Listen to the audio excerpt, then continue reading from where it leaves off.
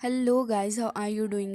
इस एपिसोड की स्टार्ट होती है और हमें देखने के लिए मिलता है कि लिन फैंग फ़िलहाल अभी भी उसी जगह पर मौजूद था और कह रहा होता है कि मुझे यहाँ पर सुप्रीम हिडन गोड टेक्निक को प्रैक्टिस करना चाहिए। और कह रहा था कि वैसे मुझे लग रहा है कि यहाँ पर अगर एक बार इंसान फंस गया तो वो पूरी की पूरी सोल के साथ यहाँ पर स्टक हो सकता है, साथ ही पूरे के पूरे वर्ल्ड के लिए यहाँ पर डिज़ास्टर भी लेकर आ सकता है। जिसके बाद वो कह रहा होता है कि ड्रैगन लॉन्ग मुझे बताएं कि मैं यहाँ पर क्या कर सकता हूँ। तभी ड्रैगन लोग उससे कह रहे होते हैं कि वैसे आज मुझे तुम्हारी एबिलिटी पे भरोसा हो गया और लग रहा है कि मैंने एक बहुत ही अच्छा सक्सेसर चुना है। वो यहाँ पर खड़ा था, बाहर उसके साथ ही इंतज़ार कर रहे होते हैं, लेकिन ड्रैगन लोग उसको बता देते हैं कि आखिर उसको क्या करना है। तभी हमें गूफैंग दिखाई जाती है जो कि अपनी पावर का इस्तेमाल कर रही होती है। वो सारे लोगों के ऊपर एक शील्ड भी लगा लेती है, जिसके बाद हमें देखने के लिए मिलता है कि यहाँ पर अभी भी बचा कुचा बर्बाद डीमन वहां पर था। वो उस पोशन को ले रहा था, हासिल करने के लिए आगे जा ही रहा था, लेकिन लिन फैंग वहां पर आ चुका होता है। वो अपनी पावर का इस्तेमाल करता है और यहाँ पर तुरंत ही अब इस इविल डीमन के ऊपर अटैक करने वाला था, अपने हेवनली फर्नेस को निकाल देता है। और उसके बाद वो यहाँ पर कह रहा होता है कि मैं यहाँ पर इस लॉर्ड ऑफ डार्कनेस को पूरे तरीके से कंटेन करूँगा। तभी यहाँ पर हमें देखने के लिए मिलता है कि ड्रैगन लोग एक टाइगर को कहते हैं कि तुम जाओ, जाके इस ईविल बंदे को पकड़ लो और यहाँ पर इसको डिस्ट्रॉय भी कर देना। जिसके बाद वो तुरंत ही उसकी बात मान लेता है और हमें दिखाया जाता है कि यहाँ पर लिन फैंग अपने फर्नेस का इस्तेमाल करता है और उस फर्नेस के अंदर से ढेर सारी एनर्जी निकल के आ रही थी। इस एनर्जी को देखने के बाद तो यहाँ पर ईवल डीमन कह रहा होता है कि मास्टर था, वो कह रहा होता है कि अच्छा, तो तुम यहाँ पर मेरे सामने इतना ज़्यादा रेकलेसली एक्ट करोगे तो फिर ठीक है, मैं तुम्हें इसके बारे में असली सबक सिखाने वाला हूँ। जैसे ही फर्नेस की पावर जाके उसकी बॉडी के साथ में हिट होती है, तभी हमें काफ़ी बड़ा सा एक्सप्लोजन दिखाया जाता है। हालांकि यहाँ पर जो टाइगर था वो भी काफ़ी गुस्से में नज़र आ रहा होता है और ड्रैगन लोग कह रहे थे कि लग रहा है कि तुम्हें अच्छा सबक सिखाना पड़ेगा, तुम ऐसे बाज नहीं आओगे। जिसके बाद हमें देखने के लिए मिलता है कि ड्रैगन लॉन्ग तो तुरंत ही अपनी पावर को इकट्ठा करते हुए अब ढेर सारी स्ट्रॉन्ग पावर के थ्रू अटैक करने लगे थे डीमन के ऊपर, जिसके बाद इस डीमन की हालत हो जाती है ख़राब। ये सब कुछ देखने के बाद लिन फैंग भी कह रहा होता है कि मैंने तो कभी भी ऐसा एक्सपेक्ट ही नहीं किया था कि यहाँ पर ड्रैगन लॉन्ग की पावर इतनी ज़्यादा खतरनाक भी होएगी। दूसरी तरफ ड्रैगन लॉन्ग एक बार फिर से अपनी पावर का इस्तेमाल करते हुए ढेर सारी थंडर के थ्रू अटैक कर देते हैं इस डीमन के ऊपर, जिससे कि यहाँ पर उसके काफ़ी सारे पीसीस के अंदर स्पिरिट जो थी वो यहाँ पर कन्वर्ट हो जाती है और लगातार अभी वो उनकी पावर के अराउंड ऐसे ही मूव कर रही थी। तभी हमें देखने के लिए मिलता है कि यहाँ पर डीमन लॉर्ड जो था वो थोड़ा घबराने लग जाता है और अब वो ये सोच रहा होता है कि इस जगह से भागकर निकला जाए। लेकिन इतनी ही देर में जैसे ही वो नीचे को आता है खुद को प्रोटेक्ट करने के लिए, तो वहाँ पर पहले से ही वो टाइगर भी मौजूद था और साथ ही यहाँ पर फर्नेस तो पहले से ही उसका इंतज़ार कर रहा होता है। जिसके बाद उसको तुरंत ही वो अपने अंदर को खींच लेता है डीमन गॉड। काफ़ी कोशिश कर रहा था और वो रेसिस्ट करे जा रहा होता है कि कैसे भी करके वो इसके अंदर नहीं जाए, लेकिन यहाँ पर अल्टीमेटली वो फर्नेस के अंदर जाकर कैद हो ही गया था। जिसके बाद टाइगर को देखते हैं जो कि काफ़ी ज़्यादा खुश भी नज़र आ रहा था। तभी हमें दिखाया जाता है कि ड्रैगन लॉन्ग जो थे वो तुरंत ही अपनी बची कुची पावर का इस्तेमाल करते हैं और उसी पावर का इस्तेमाल करते हुए वो उस इवल एनर्जी को अपने पास में इकट्ठा कर लेते हैं और अब ये इवल एनर्जी यहाँ पर मौजूद थी। जिसके बाद यहाँ पर लिन फेंग भी आ जाता और कह रहा था कि इंडीड आप वाकई में बहुत ही ज़्यादा अमेजिंग हो। जिसके बाद यहाँ पर ड्रैगन लॉन्ग कह रहे थे कि ऐसा कुछ भी नहीं है, वेल तुम इस चीज़ को देख सकते हो। और यहाँ पर मुझे लग रहा है कि अब हमें फ़िलहाल इसकी इन इविल पावर के बारे में सोचना चाहिए। तो लिन फैंग कहता है कि इसे तो मैं अपने पास ही रख लूँगा, इसके बारे में ज़्यादा मत सोचिए आप, मैं आपको बिल्कुल भी डिसअपॉइंट नहीं करूँगा। और ये कहते साथ ही हमें देखने के लिए मिलता है कि अब वो कल्टीवेट करने के लिए बैठ चुका था, क्योंकि उसके अंदर ये जो इवल पावर चली गई है वो उसे कल्टीवेट करना चाह रहा होता है। हमें देखने के लिए मिलता है कि यहाँ पर धीरे धीरे करके वो इस इविल नेगेटिव एनर्जी को प्योरीफाई कर रहा था, जिससे कि आगे चल के ये उसकी हेल्प करेगी। हालांकि हमें दूसरी साइड का सीन दिखाया जाता है जहाँ पर पूरी की पूरी पलटन ही इंतज़ार कर रही होती है लिन फैंग का कि लिन फैंग कब आएगा। जिसके बाद हाउ को देखते हैं जो कि कह रहा होता है कि पूरा का पूरा 1 महीना निकल गया है, लेकिन अंकल अभी तक बाहर नहीं निकल कर आ पाए हैं। आखिर ये सब कुछ क्या चल रहा है, मैं इसके बारे में काफ़ी ज़्यादा परेशान हूँ। तभी उसका बीस्ट उसको समझा रहा होता है कि तुम्हें इसके बारे में परेशान होने की ज़रूरत नहीं है, वो कौन सा वहाँ पर रहकर खुद को मरने वाला है। जिसके बाद ये सुनने के बाद तो श्याओ भाई को तुरंत ही गुस्सा आ जाता है और वो तो तुरंत ही आकर उससे बहुत ही बुरे तरीके से फाइट करने लगा था और कह रहा होता है कि मैं तुम्हारी जान ले लूँगा, थोड़ा तमीज़ में रहकर बात कर लो मेरे मास्टर के बारे में। तभी हमें दिखाया जाता है कि यहाँ पर श्याओ भी कह रही होती है कि हाँ बिल्कुल, लेकिन उस जगह से निकलना वाकई में काफ़ी ज़्यादा मुश्किल है। तभी यहाँ पर एक और साथी कह रहा होता है कि हाँ बिल्कुल, ये बात तो तुमने बिल्कुल सही कही है, लेकिन क्या लिन फेंग ऐसा कर सकता है। जैसे ही शाओ भाई ये बात सुनता है तो उसे और भी ज़्यादा गुस्सा आ जाता और वो उसको ख़त्म करने के लिए आगे बढ़ रहा था और लगातार वो उसको परेशान भी करे जा रहा होता और कह रहा था कि आखिर तुम क्या चाहते हो कि मेरे मास्टर की डेथ हो जाए, क्या तुम सच में इतना ज़्यादा बुरा सोचते हो मेरे मास्टर के बारे में, तुम्हें यहाँ पर ये सोच के भी शर्म आनी चाहिए। लेकिन तभी गू फैंग को देखते हैं जो कि कह रही थी कि तुम बिल्कुल भी परेशान नहीं हो, क्योंकि यहाँ पर मैजिक सील जो उस जगह पर मौजूद है, तुम उसे देखकर अंदाज़ा लगा सकते हो कि जो सील लगी हुई है उससे वो ठीक ही होगा। लेकिन तभी हमें देखने के लिए मिलता है कि हाओ काफ़ी ज़्यादा परेशान हो रहा होता है लिन फेंग के बारे में सोच के और कह रहा था कि न जाने कितना वक्त लगेगा, मैं यहाँ पर रहकर 1 महीना और वेट करता हूँ। अगर यहाँ पर अंकल लिन फेंग वापस आते हैं तो फिर ठीक है, और अगर वो ऐसा नहीं करते तो फिर मुझे यहाँ पर पर्सनली इस सील को खुद ही ब्रेक करना होगा। लेकिन हमें देखने के लिए मिलता है कि काफ़ी वक्त तक इंतज़ार करने के बावजूद भी कुछ समझ ही नहीं आ रहा था, 1 महीना ऐसे ही निकल जाता है। तभी यहाँ पर हाओ अब डिसाइड कर लेता है कि वो आगे जाएगा और अब अंकल लिन फेंग की जान वो खुद ही बचा लेगा। लेकिन इतनी देर में मिस गू फेंग उसको रोकती है और कह रही थी कि नहीं, तुम्हें वहाँ पर नहीं जाना चाहिए, क्या तुम्हें नहीं पता कि वो जगह डेंजरस है। तभी यहाँ पर उसका बीस्ट भी कह रहा होता है कि मास्टर, मुझे लगता है कि आपको इस जगह पर रहकर वेट करना चाहिए। लेकिन तभी हाओ कह रहा होता है कि बिल्कुल भी नहीं, मैं इस जगह पर रहकर बिल्कुल भी वेट नहीं करूँगा, और मुझे ये भी देखना होगा कि आखिर अंकल लिन फेंग ठीक भी हैं या फिर नहीं, क्योंकि मुझे उनकी फ़िक्र हो रही है और ये एक नेचुरल सी बात है।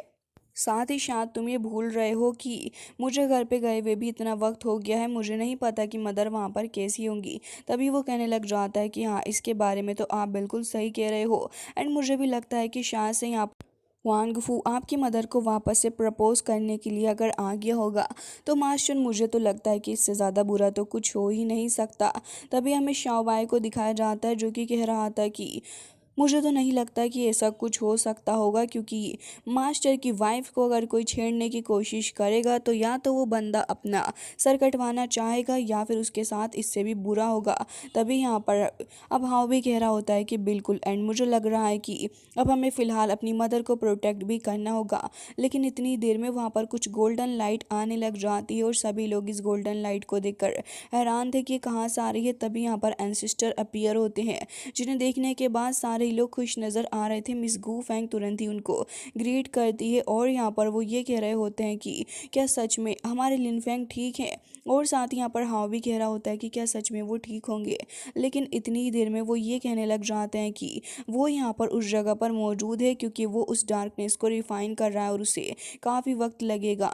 जिसके बाद वो सभी को कह रहा होता है कि उस लड़के के पास में बहुत ही अच्छा लक है, तो तुम सभी को इसके बारे में तो बिल्कुल भी परेशान होने की ज़रूरत ही नहीं है कि आखिर उसके साथ में चीज़ें कैसी रहेंगी। और अब मैं चाहता हूँ कि अगर तुम सब यहाँ से जाना चाहते हो तो प्लीज़ मुझे इसके बारे में बता दो, क्योंकि मैं यहाँ पर अपनी पावर का इस्तेमाल करते हुए तुम सभी को यहाँ से भेज दूँगा।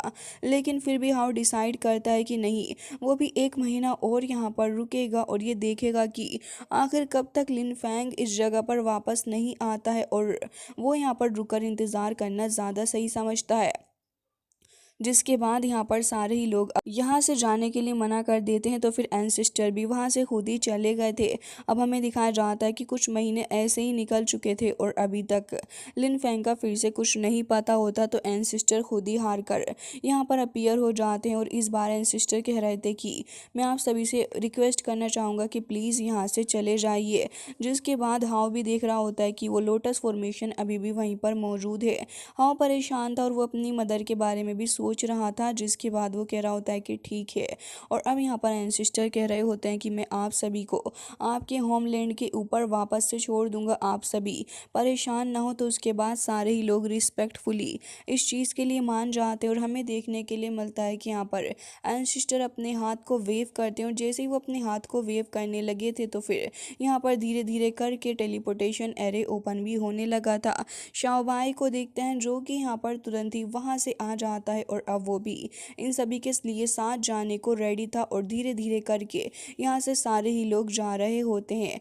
जिसके बाद गू फैंग को दिखाया जाता है जो कि एंसिस्टर की पावर देख के बहुत ही ज़्यादा इम्प्रेस्ड हो चुकी थी और कह रही होती है कि वाकई में वो एक जर्नल कहलाने के लायक हैं, उनके पास में बहुत ही ज़्यादा पावर है। उन्होंने बस अपने हैंड को मूव किया और बस इसी की वजह से हम यहाँ पर कम्युनिकेट कर पा रहे हैं एक दूसरे से, साथ ही यहाँ पर हम ट्रेवल कर सकते हैं सिर्फ और सिर्फ उनके हैंड वेव करने की वजह से।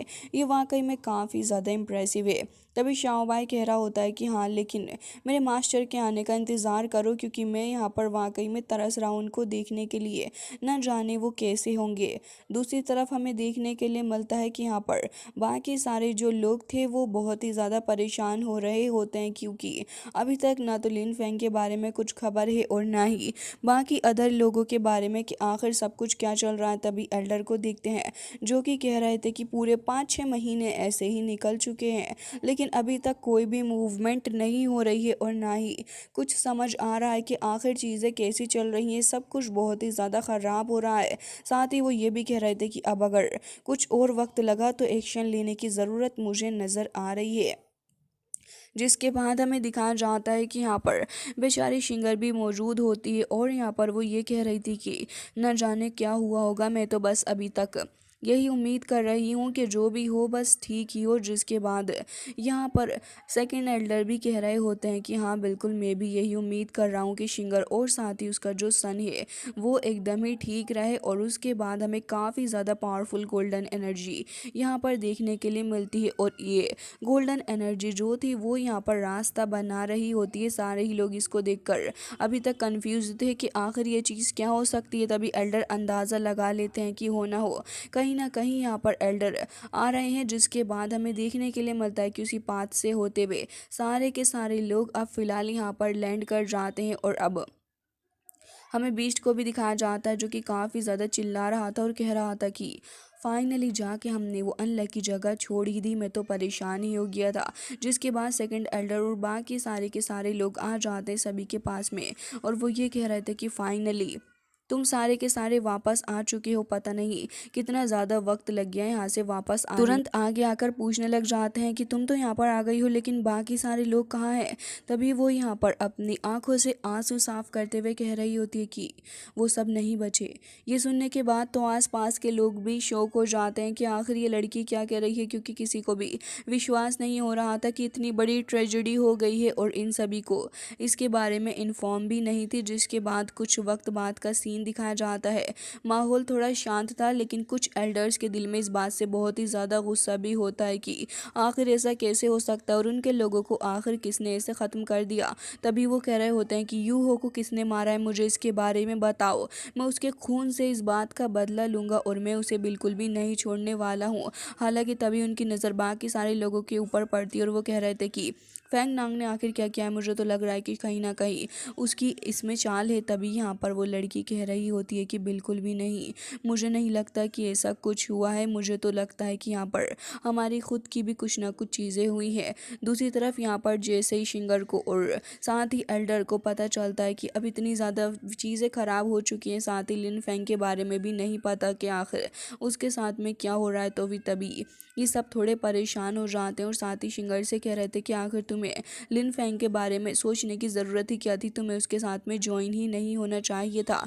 लेकिन तभी उसके साथ वाली लड़की कह रही, जिसके बाद वो बता रही थी कि हम यहाँ पर मजबूर हो चुके थे क्योंकि उस इविल स्पिरिट से डील करने के लिए हमारे पास में कोई दूसरा चारा ही नहीं था, मजबूर थे और हमें ये सब कुछ करना ही पड़ा। लेकिन लाइफ एंड डेथ की सिचुएशन भी हमारे सामने आ गई थी। लेकिन तभी हमें दिखाया जाता है कि हाउ तो बहुत ही ज़्यादा खुश था और वो खुशी खुशी बता रहा होता है। लेकिन इन सब में हमें ये पता चल गया है कि हमारे अंकल लिन फेंग जो है वो सन ऑफ डेस्टिनी है और वो बिल्कुल ही ठीक रहेंगे। मैं तो समझता हूँ कि वो वो एकदम ही फिट एंड फाइन वापस आ जाएंगे। सुनने के बाद तो यहाँ पर फर्स्ट एल्डर कह रहे होते हैं कि आखिर तुम किस तरीके की बातें कर रहे हो। तभी वो कह रहा होता है कि हाँ हाँ बिल्कुल मैं सही कह रहा हूँ, एक बहुत ही ज़्यादा शानदार इमोर्टल है। लेकिन जैसे ही वो यहाँ पर अपनी बात को फिनिश करता है तभी एक बड़ा सा धमाका वहाँ पर हो जाता है और हमें देखने के लिए मिलता है कि स्काई के अंदर एक बहुत ही ज़्यादा पावरफुल इविल स्पिरिट आती है और ये आकर हाव को ही हिट करने लगी थी। हालांकि गाइस इसी के साथ आज का ये एपिसोड हो जाता है एंड आई होप कि आपको पसंद आया होगा। अगर इसका नेक्स्ट पार्ट चाहिए तो कमेंट करके ज़रूर से ही बताइएगा।